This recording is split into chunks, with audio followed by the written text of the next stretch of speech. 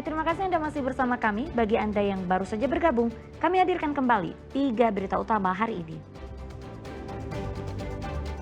Buron 2 pekan, anggota polisi yang dituduh membunuh seorang mahasiswi di Indramayu ditangkap di Nusa Tenggara Barat. Menipu korbannya dengan ribuan lembar uang mainan yang dipakai untuk ritual penggadaan uang, seorang lelaki yang mengaku dukun ditangkap polisi. Demo pelaku usaha pariwisata gagal, gubernur tetap larang pelaksanaan studi tour.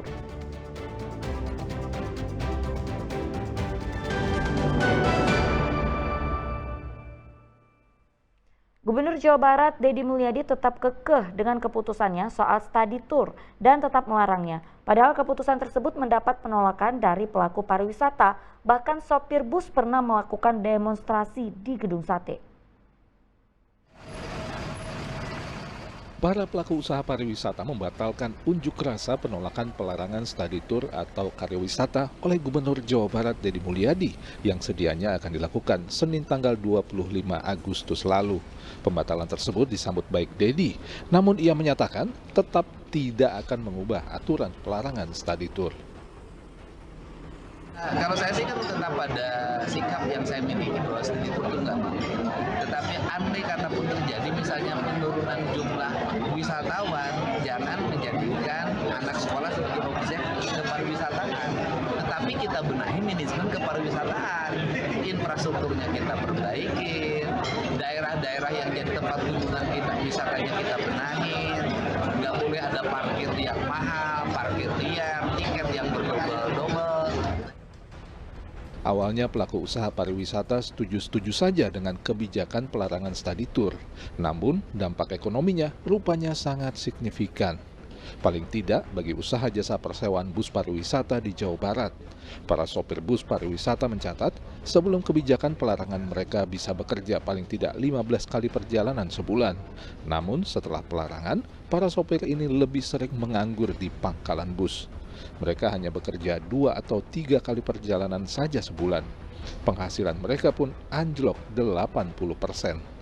Kondisi inilah yang oleh para pelaku usaha pariwisata dimintakan solusinya ke pemerintah provinsi dan Gubernur Jawa Barat. Mereka meminta gubernur bertanggung jawab sebab kebijakan tersebut dikeluarkan oleh gubernur. Kita mah sebenarnya setuju atas kebijakan itu, cuma tolong kasih solusi untuk pihak-pihak para pelaku wisata harus gimana. Terus mereka yang kerja di PO kan mereka juga supir, mekanik, mereka juga sama rakyat loh. Harus dipertimbangkan lah, mereka juga sama-sama rakyat kecil. Termasuk kita pun yang ngurus juga sama-sama rakyat kecil, nyari rezeki juga sama. Tolong dipertimbangkan, cari solusi yang lain. Jika Pemprov Jabar melarang study tour, lain lagi dengan pemerintah Kota Bandung.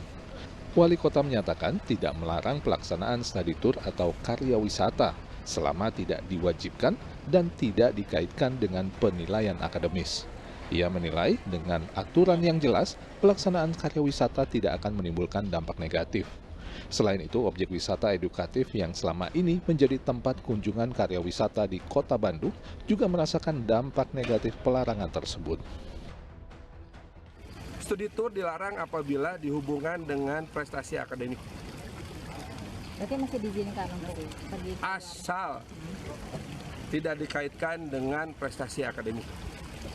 Jadi, tidak boleh studi tour yang wajib karena mempengaruhi nilai. Kalau tidak ikut maka wajib bikin tugas karena mempengaruhi nilai. Temenan. Studi tour mah studi tour, tidak ada hubungan dengan nilai. Yang sanggup bayar, yang nggak sanggup nggak usah bayar.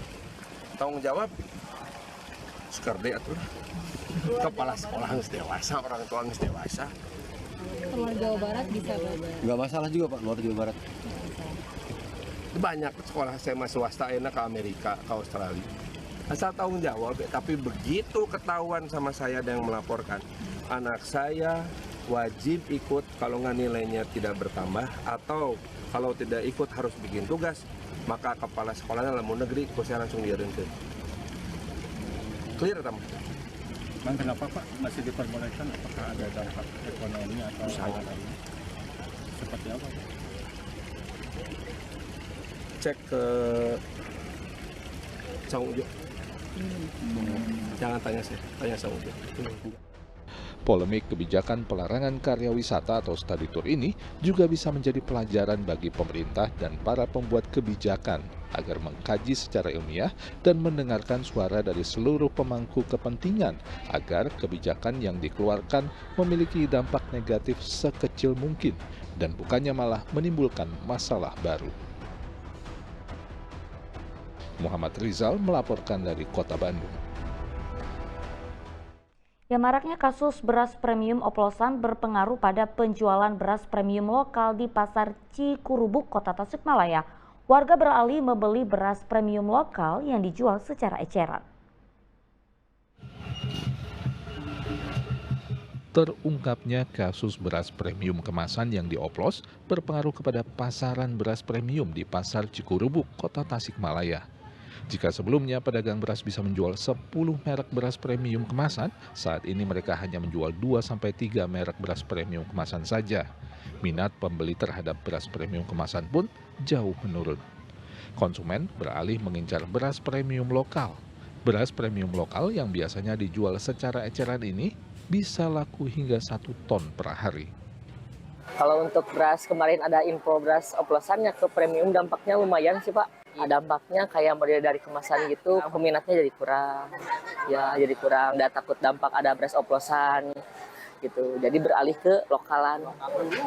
Menyediakan beras premium ada berapa merek? Hampir ada kurang lebih 10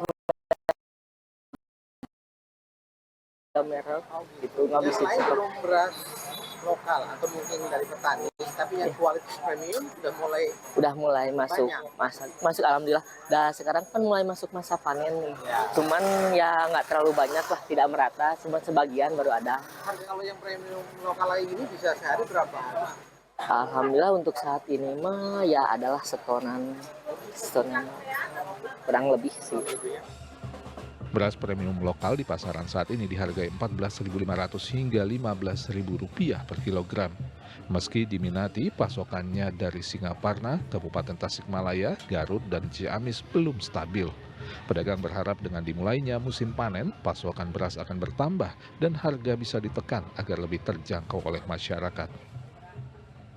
Eko Setiabudi melaporkan dari Kota Tasikmalaya. Ya, ratusan pelajar di Kota Cimahi Senin pagi secara bertahap mulai mendapatkan cek kesehatan gratis. Saat menjalani cek kesehatan, banyak pelajar yang mengeluhkan kaburnya penglihatan mereka sebagai dampak seringnya menggunakan gawai.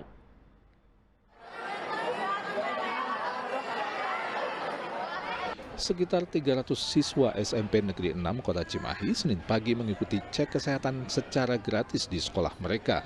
Cek kesehatan gratis oleh pemerintah Kota Cimahi melalui Dinas Kesehatan melibatkan sejumlah tenaga medis dari puskesmas.